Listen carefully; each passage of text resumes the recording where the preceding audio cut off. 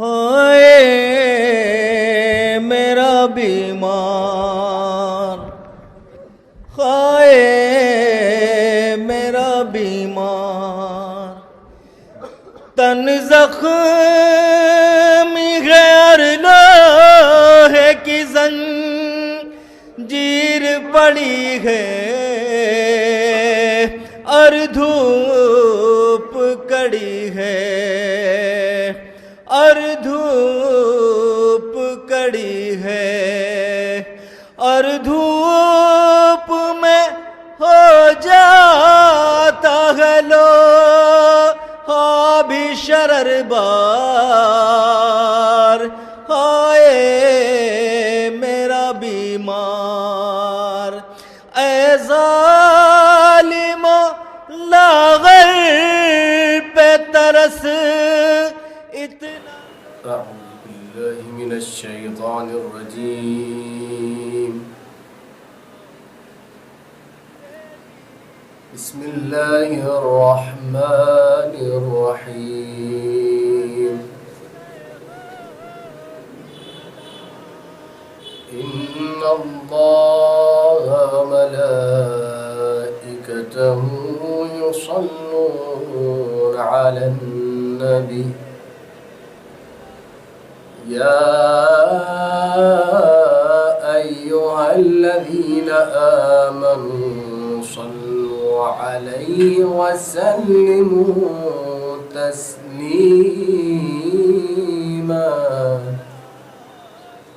اللهم صل على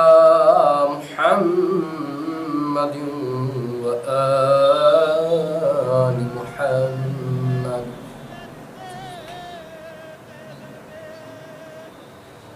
بسم الله الرحمن الرحيم.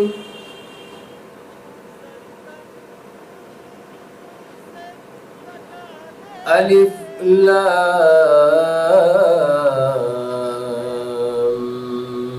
ميم.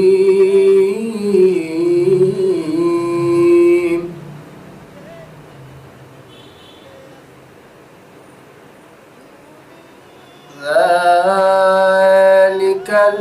الكتاب لا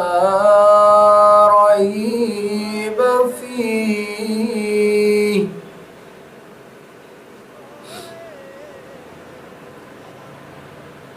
هدى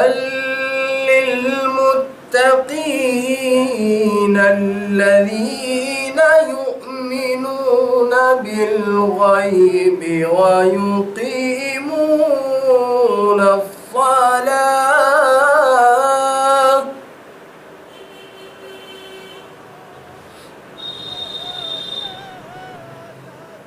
الذين يؤمنون بالغيب ويقيمون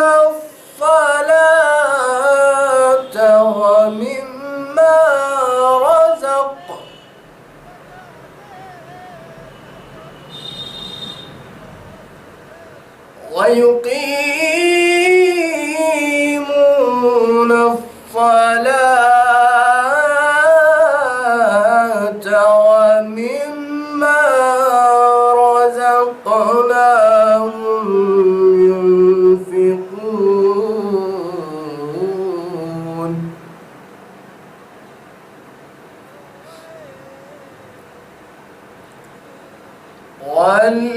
والذين يؤمنون بما أنزل إليك وما أنزل من قبلك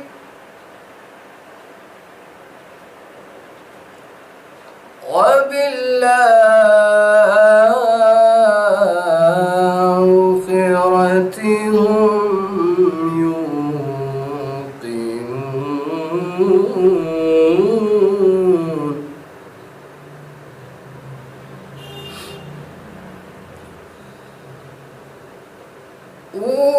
أولئك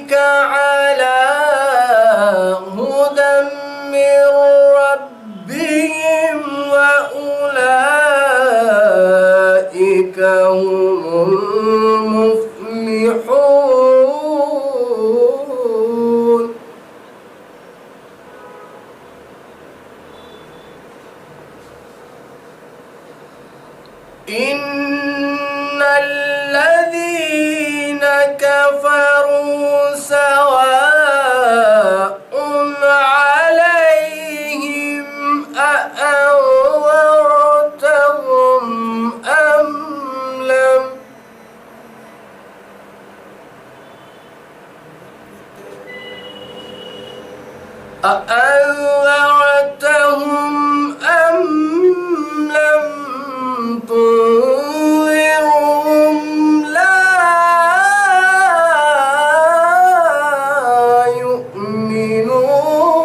يؤمنون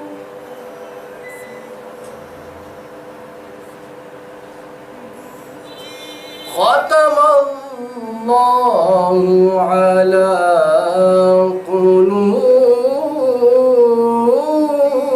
قلوبهم ختم الله على قلوبهم وعلى سمعهم وعلى أبصارهم غشاوة ولهم عذاب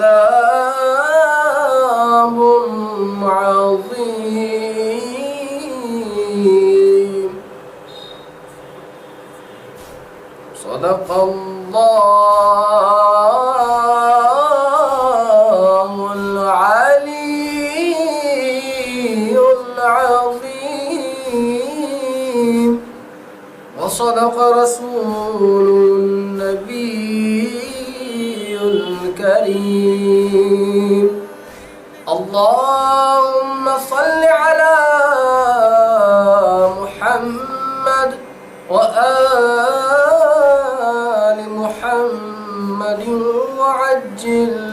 فرجهم رو رو کے حرم کہتے تھے بنا لو فریاد رو رو کے حرم کہتے تھے بنا لو فریاد اے سید سجاد اے سید سجاد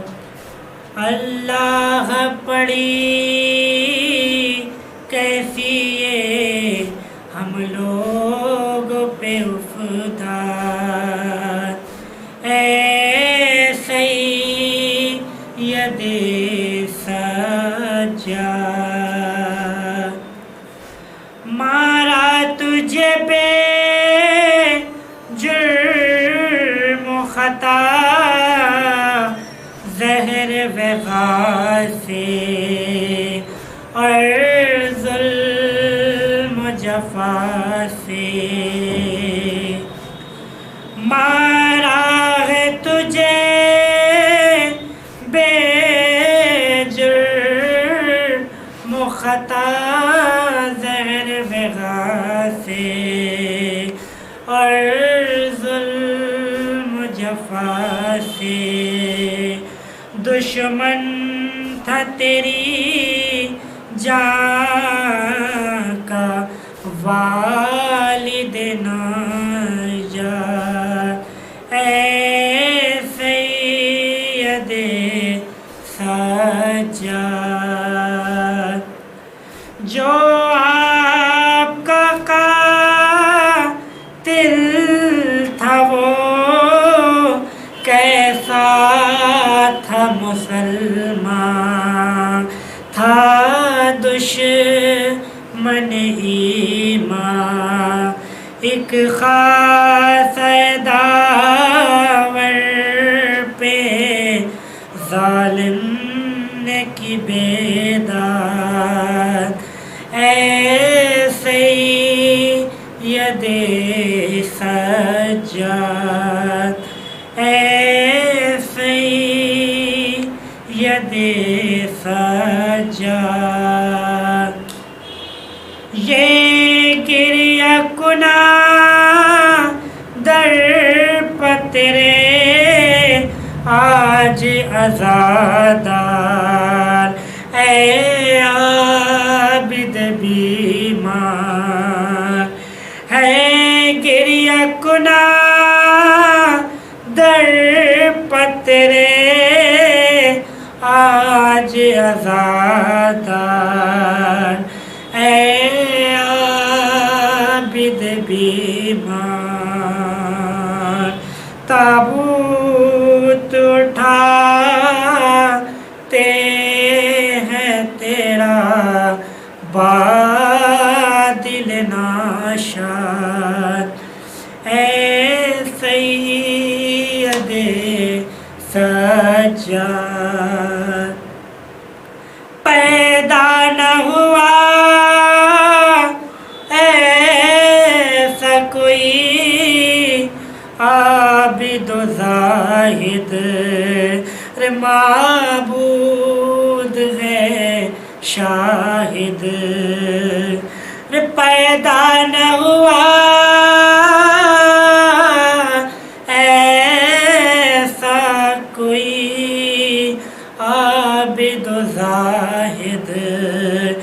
معبود ہے شاہد، ارے خالق کی رہا کرتی تھی ہر وقت تمہیں یاد، اے سید سجاد، کیوں کر کوئی کر سکتا اسیری میں عبادت، اے وائے مصیبت، کیوں کر کوئی سکتا اسیری میں عبادت، اے وائے مصیبت، ارے زندہ میں عبادت کی پڑی آپ سے بنیاد، اے سید سجاد، اے سید سجاد، ارے زندان مہن بن گیا ایک بیت عبادت، اللہ کی رضایت، زندان مہن بن گیا ایک بیت عبادت، اللہ رعایت کی، دین محمد کی اسیری میں بھی امداد، اے سید سجاد، اے سید سجاد، ارے عمر آپ کی گزری تو سو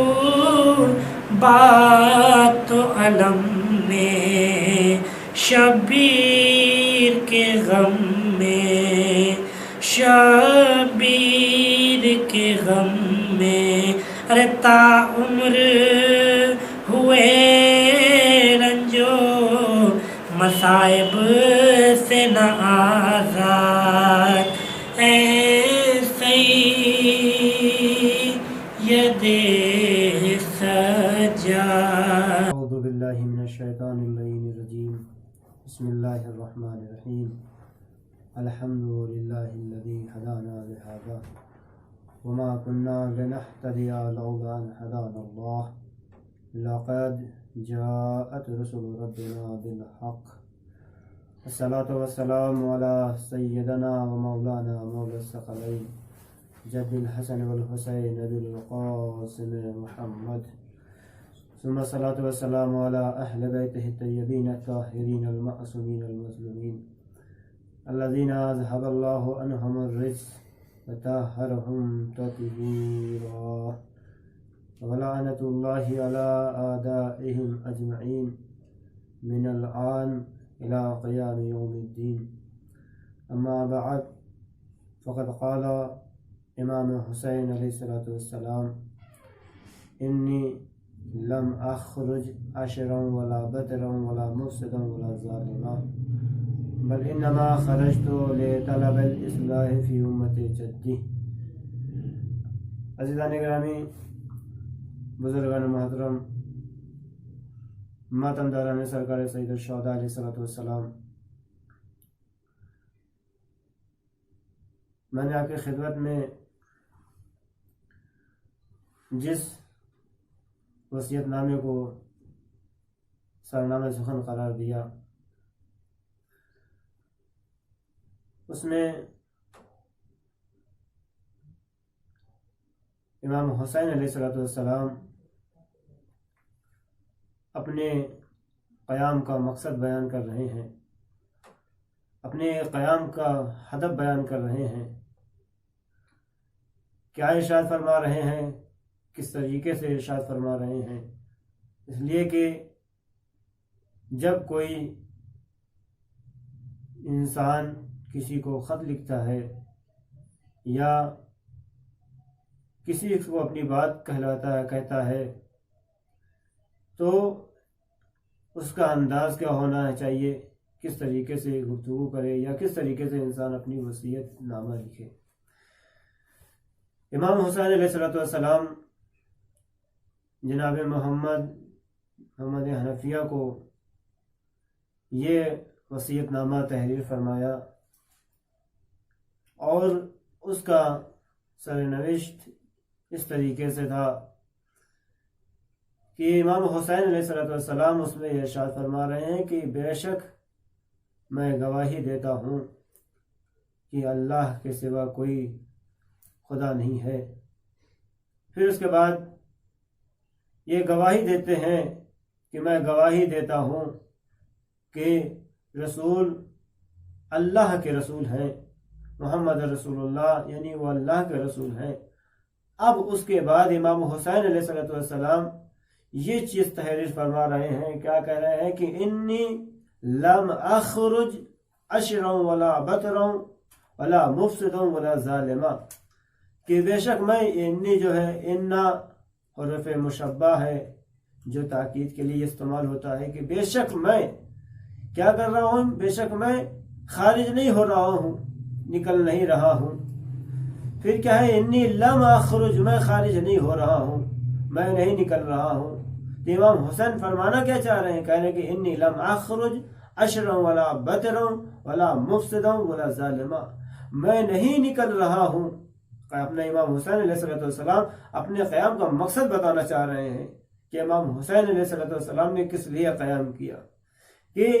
انی لم اخرج عشرا ولا بطرا ولا مفسدا ولا ظالما، کہ میں نہیں نکل رہا ہوں۔ کس لیے نہیں نکل رہے ہیں؟ نہ ہی مال کے لیے نکل رہے ہیں، نہ ہی شہرت کے لیے نکل رہے ہیں، نہ ہی حشمت کے لیے نکل رہے ہیں، میں کسی چیز کے لیے نہیں نکل رہا ہوں۔ پھر امام کیا فرما رہے ہیں، بل انما، یہ بل جو ہے یہ اس طریقے سے بیان کر رہے ہیں، تاکید کر رہے ہیں، بل انما، انما جو ہے یہ حصار کے لیے استعمال ہوا ہے۔ لفظ انما جیسے استعمال ہوا کہ انما یرید اللہ لیذھب عنکم الرجس اہل البیت ویطہرکم تطہیرا، یہاں پر یہ جو آیت تطہیر ہے،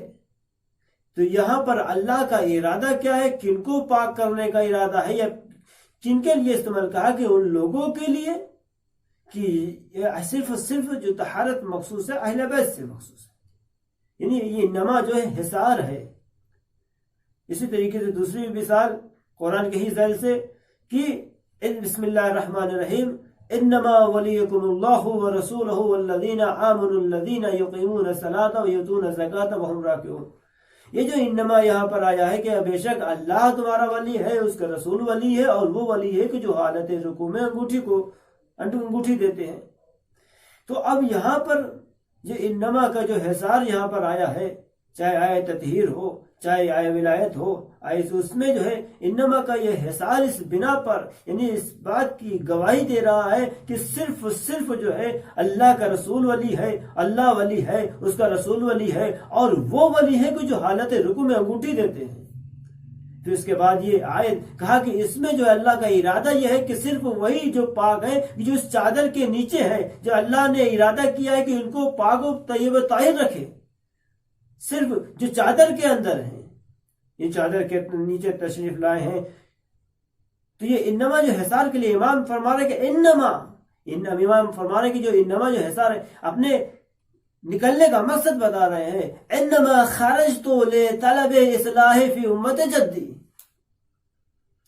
یعنی کہ امام حسین فرما رہے ہیں کہ میں اپنے جد کی امت میں اصلاح کے لیے نکل رہا ہوں۔ اور کیا فرما رہے ہیں، ان کا ارادہ کیا ہے، اريد ان اعمر بالمعروف وانهى عن المنکر اسیر بسیرت جدی و ابی علی ابن ابی طالب علیہ السلام، یعنی ان کا مقصد کیا ہے، کہا کہ ان کا مقصد، ان کا ارادہ کیا ہے جب یہ نکل رہے ہیں امام حسین علیہ السلام، تو ان کا مقصد کیا ہے، کہا کہ امر بالمعروف کرنا اور نہی عن المنکر کرنا۔ کیسے، کہا کہ اسی طریقے سے جس طریقے سے میرے دادا نے کیا اور میرے بابا نے کیا ہے۔ امام حسین علیہ السلام ہمیں یہ میسج دے رہے ہیں، یہ پیغام دے رہے ہیں، اپنے قیام کا مقصد بتا رہے ہیں اس وصیت نامے میں۔ امام حسین علیہ السلام امر بالمعروف کر رہے ہیں، پہلی ہی فرصت میں مدینے سے نکل رہے ہیں تو امر بالمعروف کر رہے ہیں۔ وہ کس طریقے سے امر بالمعروف کر رہے ہیں، یعنی کہ آپ نے دیکھا ہوگا کہ امام حسین علیہ السلام کے ساتھ جو تعداد کربلا میں آئی وہ کتنی ہے، کہا 72 ہے۔ کہا کہ کوفہ جو مشہور ہے، مدینہ جو مشہور ہے یعنی شیعوں سے یا مسلمانوں سے، تو اس میں سے کل جتنے امام کے ساتھی شمار ہو رہے ہیں وہ صرف 72 ہی نکلے۔ یہ کیسے ہو سکتا ہے؟ امام حسین علیہ السلام جب امام مدینے سے نکل رہے تھے تو اس وقت امام کے ساتھ بہت لوگ تھے، لیکن جیسے ہی امام نے جب سے ہی یہ خطبہ دینا شروع کیا، جیسے جو تھوڑی سی ریسرچ میں نے جو کیا، جو تھوڑی سی تحقیق کی، اس تحقیق پہ جو یہ نتیجہ ملتا ہے کہ امام حسین علیہ السلام جب مدینے سے نکلے ہیں، مدینے سے کربلا تک کا جو سفر ہے تقریباً 26 یا 27 مقام ملتے ہیں کہ جہاں پر امام حسین علیہ السلام رک کر خطبہ دیتے جاتے ہیں۔ اور یہ خطبہ اس طریقے سے جامع و مانع ہوتا ہے کہ ہر خطبے میں کوئی نہ کوئی میسج رہتا ہے۔ امام مدینے سے نکل رہے ہیں، ابھی یہی خطبہ جو وصیت نامہ کے حوالے سے ہے، امام نے اس نے فرمایا کہ میں نہیں نکل رہا ہوں، نہیں مال کے لیے نکل رہا ہوں، اس لیے کہ جب کوئی انسان قیام کرتا ہے، اگر کوئی ایک بادشاہ یا کوئی حکومت چاہتا ہے تو کیا کرتا ہے، اگر کوئی ایک سردار کے مقابلے میں یا حکومت اس کی صحیح نہیں ہے تو اب اس صورت میں دوسرے لوگ کیا کرتے ہیں، قیام کرتے ہیں۔ کہا کیوں؟ کہا کہ مجھے تاکہ حکومت مل جائے، یا دوسرے لوگ قیام کرتے ہیں، کہا کیوں؟ کہا کہ مجھے یہ شہرت مل جائے، کہ میرا نام ہو جائے۔ لیکن امام حسین اس غلط فہمی کو دور کرنا چاہ رہے ہیں، دور کر کے بتا رہے ہیں، کہہ رہے کہ دیکھو نہ میں یہ حکومت کے لیے نکل رہا ہوں، نہ میں شہرت کے لیے نکل رہا ہوں، نہ میں مال کے لیے نکل رہا ہوں، میں کسی شے کے لیے نہیں نکل رہا ہوں، بلکہ میرے نکلنے کا مقصد یہ ہے کہ امر بالمعروف اور نہی عن المنکر کرنا ہے، جس طریقے سے میرے بابا نے کیا ہے، میرے دادا نے کیا ہے۔ اور جب امام حسین نکل رہے تھے تو اس میں بتایا کہ دیکھو کیا خطبہ ارشاد فرما رہے ہیں، کہا کہ دیکھو جس کے اوپر حقوق الناس ہے وہ میرے ساتھ نہیں آ سکتا۔ یعنی حقوق کے حوالے سے آپ کی خدمت میں عرض کریں کہ یہ جو مجلس برپا کی جا رہی ہے، یہ جو غم منایا جا رہا ہے، وہ ان کے لیے ہے کہ جو کربلا میں شہید ہوئے، یہ ان کے لیے ہے کہ یہ غم منانے کا مقصد کیا ہے، یہ غم منانے کا ہدف کیا ہے کہا کہ یہ غم منانے کا مقصد، یہ ہدف یہ ہے کہ ہم جو ہے حسین کے مقصد کو زندہ رکھیں۔ حسین کا مقصد کیا تھا؟ کہا حسین کا مقصد یہ تھا کہ صرف خالی ہم یا حسین کر لیں، آنسو بہا لیں، لیکن حقوق الناس ادا نہ کریں۔ کہا حسین کا مقصد کیا تھا؟ کہا حسین کا مقصد یہ تھا کہ ہم جو ہے بھائی کا سہارا نہ بنے، نہیں کہا، بلکہ حسین کا مقصد یہ تھا کہ حقوق الناس بھی ادا ہو اور بھائی کا ساتھ دے۔ اور امام حسین نے کہا کہ جس کے اوپر حقوق الناس ہے وہ میرے ساتھ نہیں آ سکتا۔ لیجئے وہ لوگوں جو امام کے ساتھ چلے تھے وہ کچھ نہ کچھ ہٹتے چلے گئے، چھٹتے چلے گئے۔ کیونکہ ان کے دوش پر کہیں ماں کا حق تھا، کہیں بھائی کا حق تھا، کہیں پڑوسی کا حق تھا، کہیں دوست کا حق تھا، کہیں عزیز کا حق تھا، لیکن امام یہی چاہتے ہیں کہ ہمارے پاس ہمارے ساتھ جو آئے وہ مخلصانہ طور پر آئے۔ جب انسان ہمارے ساتھ مخلصانہ طور پر آئے گا تو وہ بھی وقت آئے گا کہ جب امام کہیں گے جاؤ میں تم پر سے بیعت ہٹا لیتا ہوں، تو اب یہ کوئی جاتا ہوا نظر نہیں آئے گا، بلکہ اپنے گلے پر تلوار رکھتا ہوا نظر آئے گا، مولا ہمیں جانے کے نہ کہیے گا، ہم اپنی جان دینے کو تیار ہیں لیکن آپ کو چھوڑ کر جانے کے لیے تیار نہیں ہیں۔ ایسے ساتھی مخلص جو ہے امام حسین نے چنا ہے۔ انہی خطبوں میں یہ خطبہ آپ کی خدمت میں عرض کریں کہ عبید اللہ حر جوفی جو جب یہ سنا کہ یزید جو ہے حاکم ہو گیا ہے اور حسین سے بیعت لینا چاہ رہا ہے، تو اب اس صورت میں یہ کشمکش میں پڑا ہوا تھا کہ اب کریں تو کیا کریں، اس لیے کہ یہ سمجھدار تھا، عاقل تھا، لیکن اس نے عقل کا استعمال نہ کیا۔ اس نے کہا کہ نہ میں یزید کا ساتھ دوں گا نہ ہی حسین کا ساتھ دوں گا۔ اس نے یہ انجام دیا کہ مدینے کو چھوڑا، کوفے کو چھوڑا، آگے کوفے کی راہ میں اس نے کیا کیا، ڈیرا جمایا، وہاں پہ خیمہ لگا کر وہیں پہ زندگی بسر کرنے لگا۔ لیکن دیکھیے جس کو امام ہدایت دینا چاہے، جس کو امام جو سیدھے راستے پر لانا چاہے، امام کا کام، معصوم کا کام ہے لوگوں کو ہدایت دینا، لیکن اب سامنے والے کے اوپر ہے کہ وہ ہدایت کو قبول کرتا ہے قبول نہیں کرتا ہے۔ امام جو ہے بنفس نفیس خود اس کے پاس پہنچے ہیں اور جانے کے بعد کہا کہ یہ بتاؤ کیا تم میرے ساتھ چلو گے؟ رک کر ایک بات عرض کروں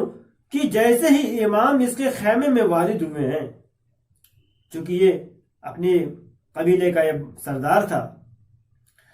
جیسے ہی امام وارد ہوئے فوراً یہ اپنی جگہ سے کھڑا ہوا اور کھڑا ہونے کے بعد کیا کیا، اپنی جگہ پر بیٹھانا چاہا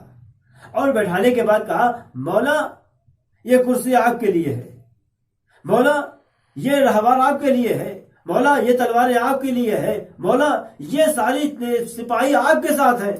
آپ حکم کریے۔ تو اس وقت امام نے ایک جملہ کہا کہ دیکھو تم جو ہو اگر تم آنا چاہتے ہو تو چلے آؤ،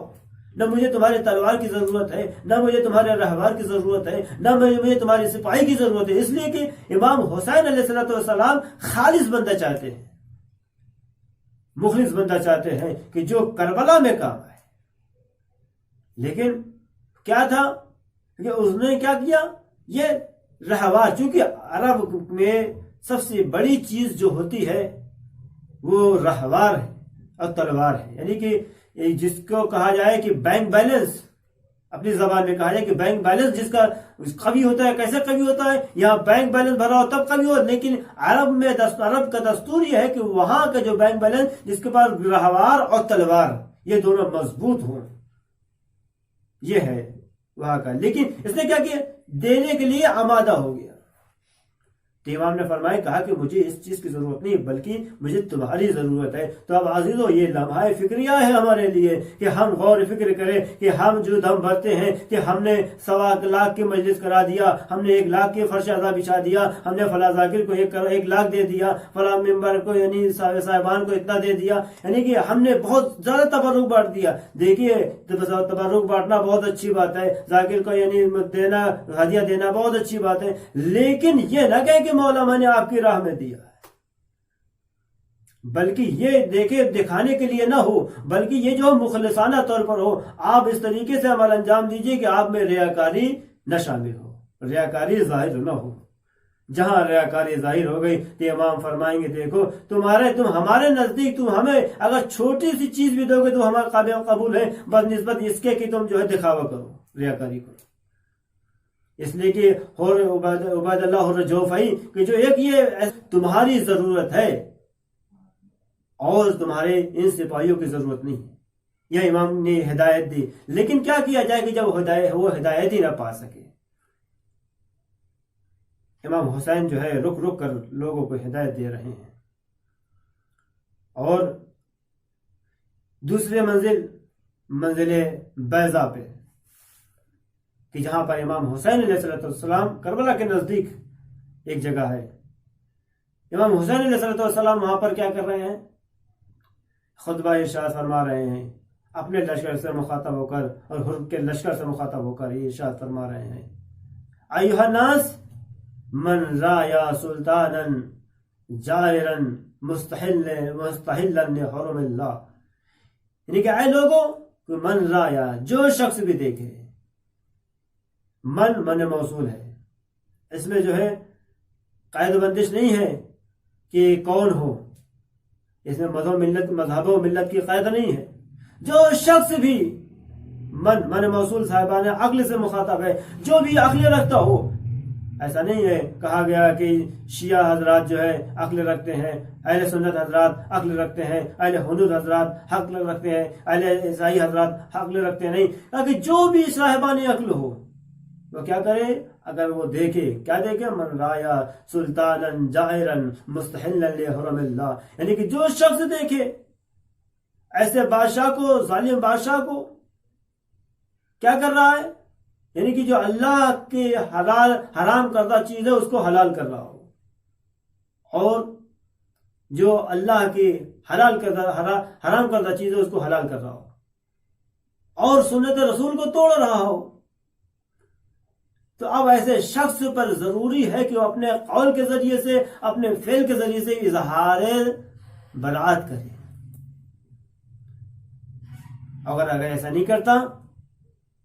تو اب وہ شخص کی جو یہ ساری چیزوں کو، منظر کو دیکھ رہا ہے، اب وہ خانہ کعبہ میں عبادت کر رہا ہے، مومن کے اس درجے پر فائز ہے کہ خانہ کعبہ میں بیٹھ کر اللہ اللہ کر رہا ہے، لیکن اگر اس ظالم بادشاہ کے مقابلے میں کھڑا نہیں ہو رہا ہے، قیام نہیں کر رہا ہے، بول نہیں رہا ہے، تو اب اللہ کے اوپر یہ فرض ہے کہ اس کا مقام بھی وہی مقام ہوگا کہ جو اس ظالم بادشاہ کا ہے۔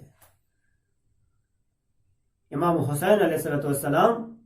امر ظالم بادشاہ کا ہے، امام حسین علیہ السلام امر بالمعروف اور نہی عن المنکر کرنے کے لیے نکلے ہیں۔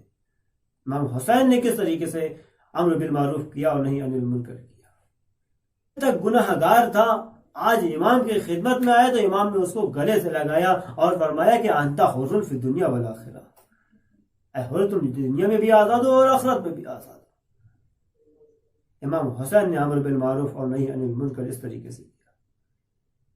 اور جب امام حسین نے امر بالمعروف کیا تو ان کے بیٹے فرزند علی ابن الحسین علیہ السلام نے کس طریقے سے امر بالمعروف اور نہی عن المنکر کیا۔ عزیزو، جب انسان کا گھر سلامت رہے، جب انسان میں قوت ہو، تب وہ انسان امر بالمعروف کر سکتا ہے۔ ایک چھوٹی سی مثال، اگر خدا نہ خواستہ آپ کے گھر میں یا ہمارے گھر میں کسی کا انتقال ہو جاتا ہے تو کیا اس صورت میں آپ امر بالمعروف اور نہی عن المنکر کریے گا؟ کہا کہ بالکل نہیں، اس دوران ہوش ہی نہ رہے گا کہ ہمیں کیا کرنا ہے۔ لیکن امام سجاد علیہ السلام ہیں کہ جو جب اپنے گھر کو لٹا چکے ہیں، اپنے سامنے بھائی کے سینے پہ نیزہ دیکھ چکے ہیں، علی اصغر کے گلے سے دیکھا ہے کہ بابا نے تیرے سے شعبہ کھینچا ہے، اس صورت میں بھی امام حسین علیہ السلام ہے کہ جو یزید کے دربار میں آ کر نہی عن المنکر کر رہے ہیں۔ اور کس طریقے سے نہی عن المنکر کر رہے ہیں کہ وہ جو سیرت امام حسین علیہ السلام نے کی تھی کہ میرا مقصد جو ہے اپنے جد اور علی میرا بابا کی سیرت پر عمل کرنا، اسی طریقے سے زین العابدین علیہ السلام نے بھی نہیں عن المنکر کیا، اور منکر کرنے کا انداز یہ تھا کہ جب وہ خاطب جو ذاکر تھا، چونکہ جب یہ اہل حرم قید کر کے یزید کے دربار میں لائے گئے ہیں تو اس یزید نے کہا، اس خطیب کو بلایا اور بلانے کے بعد کہا کہ جاؤ منبر پر جاؤ اور ہماری شان میں اور معاویہ کے لعنت اللہ علیہ کے شان میں کیا کریں، انہیں ان کی تعریف کریں، اپنے بارے میں تعریف کروائیں، ان کے آبا و اجداد کے بارے میں تعریف کروائیں۔ اس ذاکر سے کہا کہ جاؤ تعریف کرو۔ اب وہ ذاکر گیا ہے اور اس پر جانے کے بعد کیا کیا، ان کے خاندان کی تعریف کرنا شروع کر دیا۔ امام خاموش ہیں، نہیں عن المنکر کرنا ہے۔ کس طریقے سے کیا، جب خطاب کر چکا تھا اب امام مخاطب ہوئے کہ ویلک یا خاطب، کہ واہ ہو تجھ پر اے خاطب کہ تو نے مخلوق کی خوشنودی کے لیے اللہ کو غضبناک کر دیا۔ عزیزو، یہ لمحہ فکریہ ذاکرین کے لیے بھی ہے کہ وہ لوگ کی جو لوگوں کو خوش کرنے کے لیے خطاب کرتے ہیں، بلکہ اللہ کو خوش کرنے کے لیے خطاب کریں۔ اللہ جس میں راضی ہے اس میں ہم راضی۔ امام نے فرمایا کہ تم نے جو ہے مخلوق کو خوش کرنے کے لیے کیا کیا، اللہ کا غضب خرید لیا۔ اور اس کے بعد جب خطاب کر چکا تو اب یزید سے اجازت چاہتے ہیں، اے یزید کیا مجھے اجازت ہے کہ میں اس لکڑی پر جا کر کچھ کہوں؟ یزید تیار نہیں ہو رہا ہے،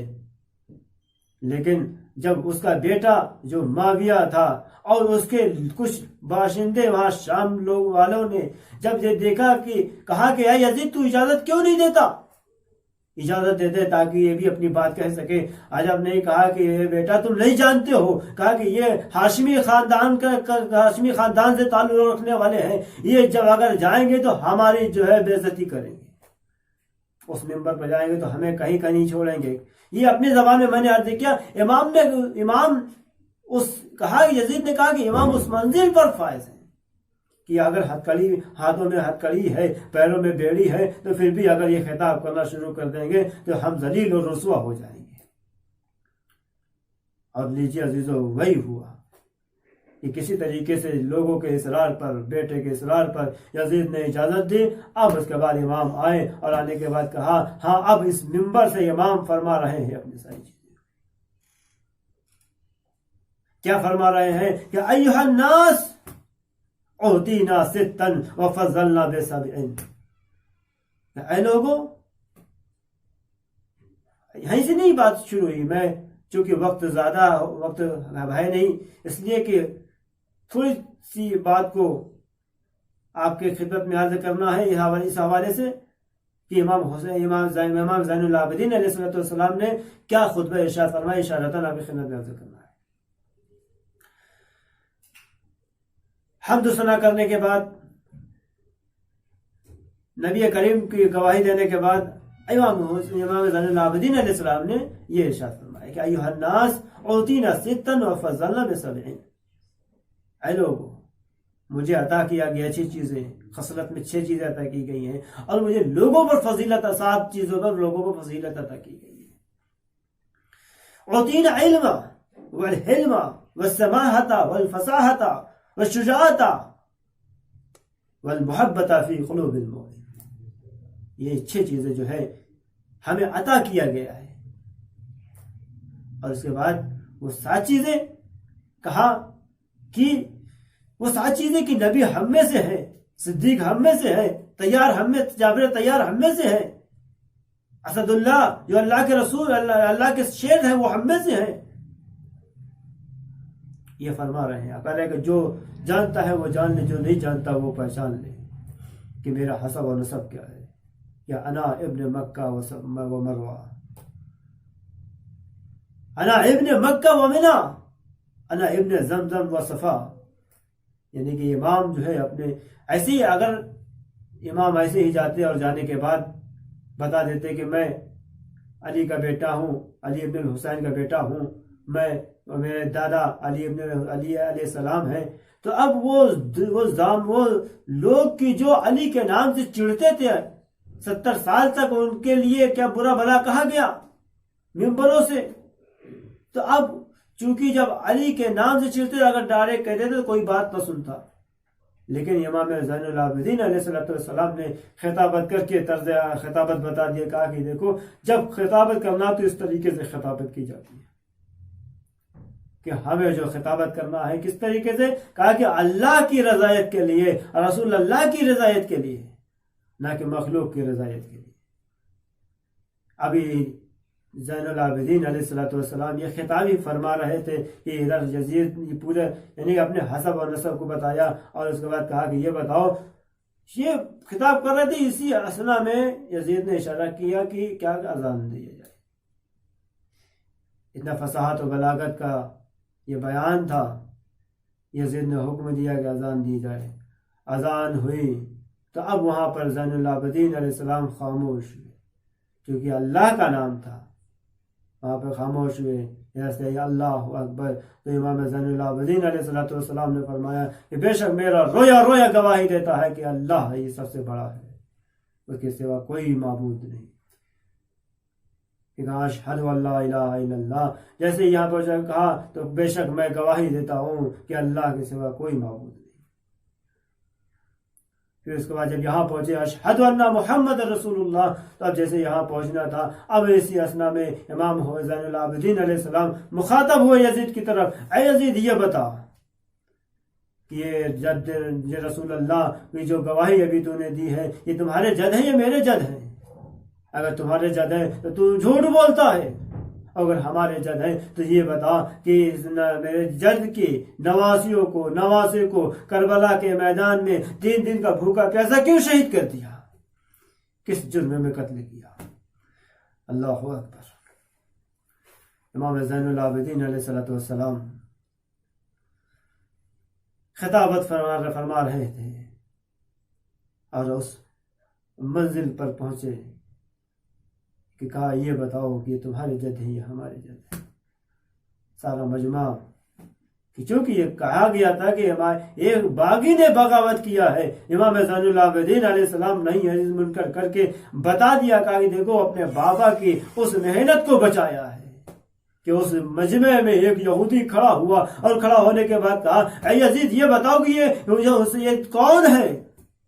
تو یزید نے کہا کہ یہ علی ابن الحسین ہے. تو اس یہودی نے کہا کہ یہ حسین کون ہے. تو اس وقت یہودی نے کہا، اس وقت یزید نے کہا کہ یہ حسین جو ہے محمد کے نواسے ہیں. تو کہا کہ یہ بتاؤ تو یہ کس کے بیٹے ہیں؟ کہا کہ یہ محمد کی بیٹی کے بیٹے ہیں. کہا کہ کس کے بیٹے؟ کہا کہ یہ محمد کی بیٹی کے بیٹے ہیں. تو عجب نہیں. اس یہودی نے کہا کہ واہ ہو تم پر کہ اگر خداوند عالم، اگر جناب موسیٰ ہمارے نبی، اگر جناب موسیٰ کے اگر کوئی بیٹا ہوتا تو میں اس کو سر آنکھوں پر رکھتا، اس کو یعنی عزت و احترام کے ساتھ اس کو احترام کرتا. لیکن واہ ہو تجھ پر کہ تم نے اپنے محمد کی بیٹی کے بیٹے کو بھی نہیں چھوڑا، 3 دن کا بھوکا پیاسا کربلا میں شہید کر دیا. ہاں عزیزو، خدا کو کوئی غم نہ دے سوائے غم مظلوم کربلا کے. یہیں پر مصائب کی انتہا نہیں ہوئی کہ وہ زین العابدین علیہ السلام جس نے اپنے آنکھوں سے کربلا کے منظر کو دیکھا ہو، جس نے اپنی آنکھوں سے قاسم کے پامال لاشے کو دیکھا ہو، لیکن نہیں ہے منکر کر رہے ہیں۔ وہ قاسم، وہ زین العابدین کہ جس نے عباس کے دونوں کٹے ہوئے شانوں کو دیکھا ہو، وہ کیا کر رہے ہیں؟ نہیں عزیز منکر کر رہے ہیں۔ وہ زین العابدین علیہ السلام کہ جس نے دیکھا ہو کہ بابا کا لاشا، وہ لاشا پامال کیا جا رہا ہے، لیکن نہیں عزیز منکر کر رہے ہیں۔ ہاں عزیزو، یہیں پر انتہا نہیں ہوئی، یہی زین العابدین علیہ السلام ہے کہ ایک مرتبہ جب تک مدینے میں رہے، الشام الشام الشام کہتے ہوئے گریا فرماتے رہے۔ عجب نہیں چاہنے والے نے پوچھا، اے میرے مولا، یہ آپ شام کا کیوں نام لے رہے ہیں؟ اے میرے مولا، آپ یہ کیوں گریا کر رہے ہیں؟ اے میرے مولا، عجب نہیں، امام سے پوچھا گیا، اے میرے مولا، آپ کیوں گریا اتنا کرتے ہیں؟ کیا آپ پر اتنی مصیبت پڑی کہ آپ کی شہادت تو آپ کی میراث ہے نا؟ تو عجب نہیں، جناب زین العابدین نے کہا، اے منہار، تم نے انصاف نہ کیا، ارے شہادت تو میری میراث ہے، لیکن کیا ماں بہنوں کا کربلا سے کوفہ سے شام دیار بدیار پھیلایا جانا، یہ بھی میری میراث ہے۔ اجرکم علی الزہرا، خدا کو کوئی غم نہ دے سوائے غم مظلوم کربلا کے۔ ہاں عزیز و تاریخ بتاتی ہے کہ امام زین العابدین علیہ السلام ہے کہ جب اپنے بابا کی خبر شہادت سنی تو کس طریقے سے خبر شہادت سنی۔ ارے غش کا عالم ہے، ارے غش کے عالم میں ثابت بیمار ہے، بستر پہ لیٹے ہوئے ہیں۔ ارے ادھر خبر آئی کہ قد قتل الحسین بکربلا، قد ذبح الحسین بکربلا، حسین قتل کر دیے گئے، حسین شہید کر دیے گئے۔ لیجیے عزیزو، منادی نے ندا دی، ادھر پانی جو ہے نیزہ اچھلا۔ ارے جو وہ بھی منزل آئی کہ جسے کہتے ہیں شام غریبہ۔ ارے جب آگ لگانا شروع ہوئے خیاموں میں، ارے ظالموں نے جب آگ لگائی، ارے وہ بھی منزل آئی ہے کہ کوئی سامان و اسباب لوٹ رہا ہے، کوئی سکینہ کے گوشوارے چھین رہا ہے۔ ارے کسی کوئی ایسا نہیں تھا کہ جس نے اسباب نہ لوٹے ہو۔ حد یہ ہے کہ آپ تھے بیمار، جس پر استراحت فرما رہے تھے، ارے اس بستر کو بھی کھینچ لیا گیا۔ ارے بیماری کے عالم میں میرا مولا کہ یہ کربلا کا آزادار، یہ کربلا کا رونے والا، ارے کب تک زندہ رہتا، ارے کب تک نہیں انس منکر کرتا۔ عزیز و تاریخ بتاتی ہے کہ وہ بھی منزل آئی کہ جب یہ اہل کربلا کے آزادار کو ظالم نے دھوکے سے زہر دیا، اور وہ بھی منزل آئی کہ اس زہر کا اثر بدن پہ ہوا۔ اب یہ کربلا کا آزادار اس دنیا سے چلا، ارے اس کی طرف وہ وقت آیا کہ اب یہ آرام کر رہا ہے، لیکن عزیزوں کس طریقے سے آ رہا؟ عزیزوں اس دنیا سے گیا ہے تو ایک بیٹا ہے کہ جو آیا اور آنے کے بعد غسل و کفن لیا۔ عجب نہیں، میں عرض کروں گا، اے میرے مولا، اے سید و سردار، ارے آپ بڑے خوش نصیب ہیں، آپ نے کربلا کا مارکہ طے کیا، آپ نے کوفے کا مارکہ طے کیا، آپ نے شام کا مارکہ طے کیا۔ اس لیے مظالم سہنے کے بعد، اتنی مصیبتیں سہنے کے بعد، ارے آپ جب اس دنیا سے گئے ہیں، ارے آپ کو غسل و کفن تو دے دیا گیا، ارے آپ کا بیٹا اتنا تو مجبور نہ تھا کہ ہاتھوں میں ہتھکڑی رہی ہو، ارے بیاہوں میں بیڑیاں رہی ہو، اے واقع ہے، اے پاجے امام، ارے آپ نے اپنے بابا کا غسل و کفن دیا ہوگا، لیکن یہ کربلا کا میدان، ارے ایک بیٹا ہے جو اتنا مجبور کہ جو اپنے بابا کو غسل و کفن تک نہ دے سکا۔ ہاتھوں میں ہتھکڑی ہے، پیروں میں بیڑی، گلے میں خاردار توق، اور یہ جملہ تھا، اے بابا مجھے معاف کر دینا، میں آپ کو غسل و کفن تک نہ دے سکا۔ وَسَيَعْلَمُ الَّذِينَ ظَلَمُوا أَيَّ مُنقَلِبٍ يَنقَلِبُونَ إِنَّا لِلَّهِ وَإِنَّا إِلَيْهِ رَاجِعُونَ رضا بقضائه وتسليما لأمر۔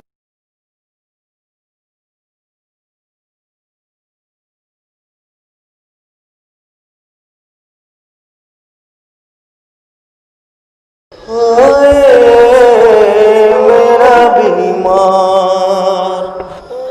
ہائے میرا بیمار،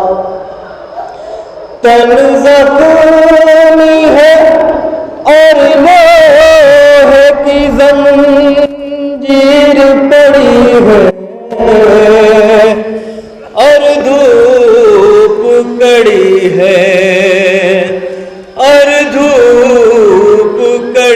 ہے اور دھوپ میں ہو جاتا ہے لو ہاں بھی شرر بار ہائے میرا بیمار ہائے میرا بیمار منہ جن کا کبھی دن کے اجالوں نے نہ دیکھا زہرا کا وہ کنبہ زہرا کا وہ کنبہ اغیار کے نرغے میں ہے بے مونس و غمخوار ہائے میرا بیمار ہائے میرا بیمار ایسا تو ستم وقت نے دیکھا نہ سنا ہے یہ کیسی جفا ہے بیمار کی راہوں میں بھی بچھتے ہیں کہیں خار ہائے میرا بیمار ہائے میرا بیمار تن زخمی ہے اور لوہے کی زنجیر پڑی ہے اور دھوپ پڑی ہے اور دھوپ میں ہو جاتا ہے لو ہاں بھی شرر بار ہائے میرا بیمار سر تن سے ہٹا دینا تو میراث ہے اپنی لیکن یہ اسیری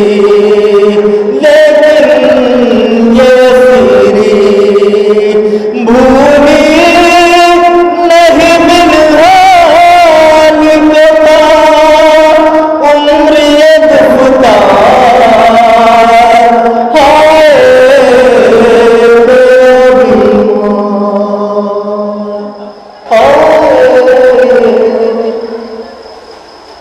خیمہ کوئی جلتا ہے کوئی لٹتا ہے بابا رکھتا ہوں کہیں پیر کہیں پڑتا ہے بابا قیدی بانا حسرت سے کھڑا دیکھ رہا ہوں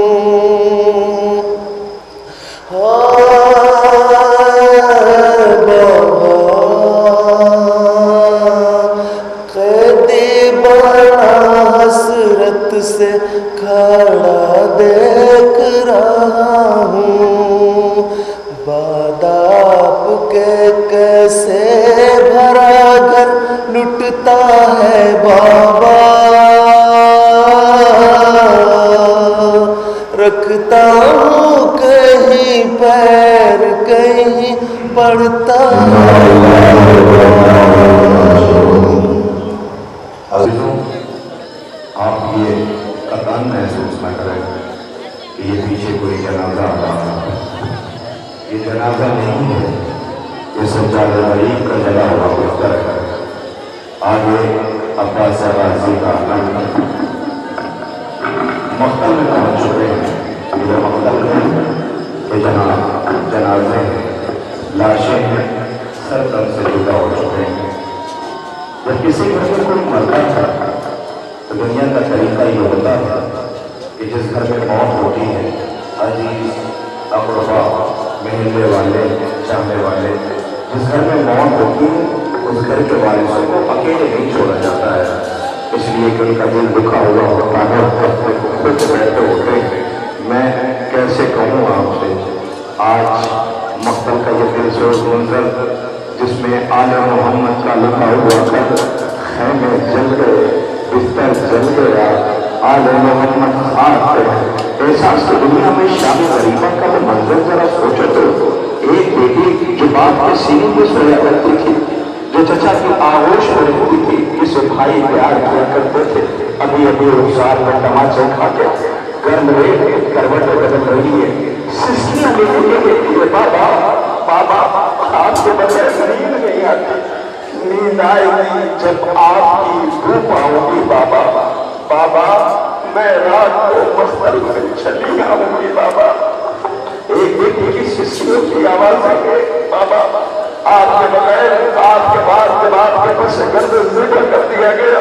خیموں میں آگ لگا دی گئی ہے بابا، ان پہ پھینس لی ہے بابا، تماچوں کے نشان ہے بابا، گرد ریت میں تیری سکینہ ہے بابا، کوئی مدد کے لیے نہیں آیا،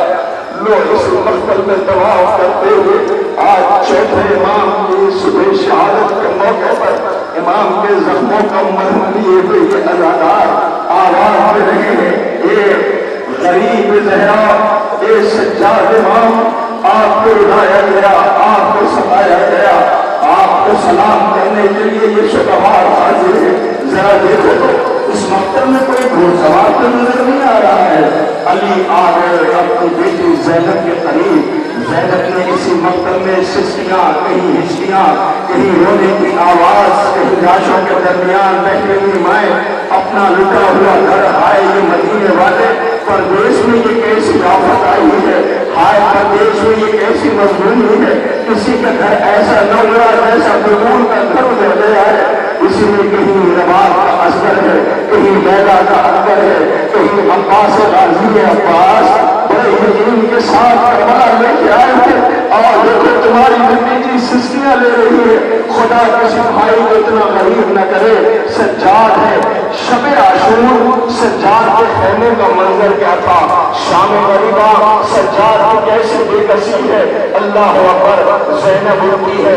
بیویوں کو جمع کرتی ہے، گھوڑ سوار کے قریب جاتی ہے، گھوڑ سوار جیسے قریب آیا، پہنچنے کے بعد آواز دیتی گھوڑ سوار، میرا سب کچھ اجڑ چکا ہے، میرے پاس کچھ بھی نہیں ہے، ہمارا سجاد جس کا بستر جل گیا، خیمہ جل گیا، آل محمد خاک پہ ہے، دن کے اجالے میں آنا، اب جیسے گھوڑ سوار قریب آیا، زینب نے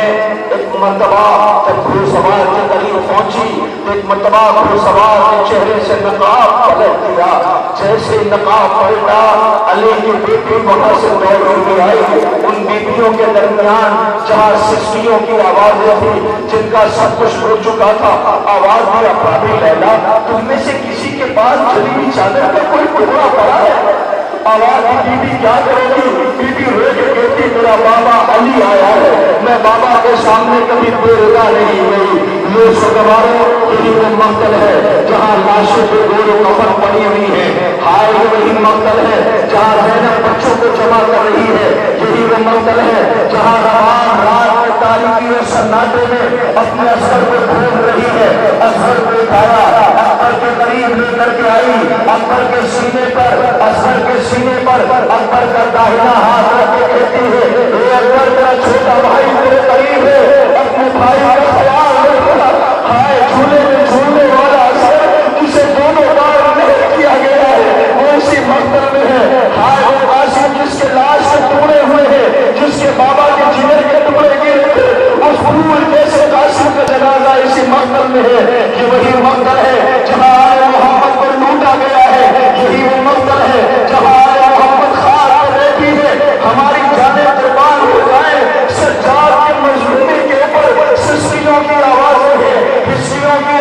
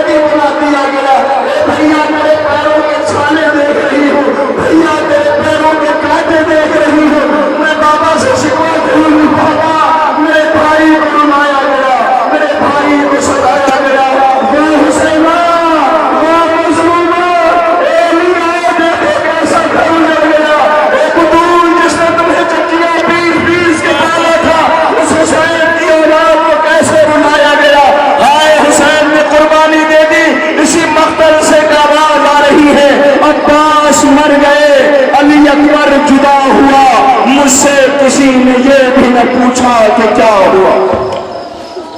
सजा हाय सजा हाय बीमार कांटों पे चल के आबिदे मुझे दर इधर उधर कांटों पे चल के आबिदे मुझे दर इधर उधर राहों में कांटे गिरते ठोकर इधर उधर कांटों पे चल के आबिदे मुझे दर इधर उधर कांटों पे चल के आबिदे मुझे दर इधर उधर हाथों में हथकड़ी है तो पाओ बेड़ियां, हाथों में हथकड़ी है तो पाओ में बेड़ियां, गर्दन में तो कोर है, गर्दन में तो कोर है, लंगर इधर उधर कांटों पे चल के आबिदे मुझे दर इधर उधर कांटों पे चल के आबिदे मुझे दर इधर उधर जख्मों से चूर चूर सजा देना तबाह, जख्मों से चूर चूर सजा देना तबाह, खा खा के ताज़ियाँ ने, खा खा के ताज़ियाँ ने बदन पर इधर उधर कांटों पे चल के आबिदे मुझे दर इधर उधर कांटों पे चल के आबिदे मुझे दर इधर उधर बीमार कैदी धूप की शिद्दत प्यास से,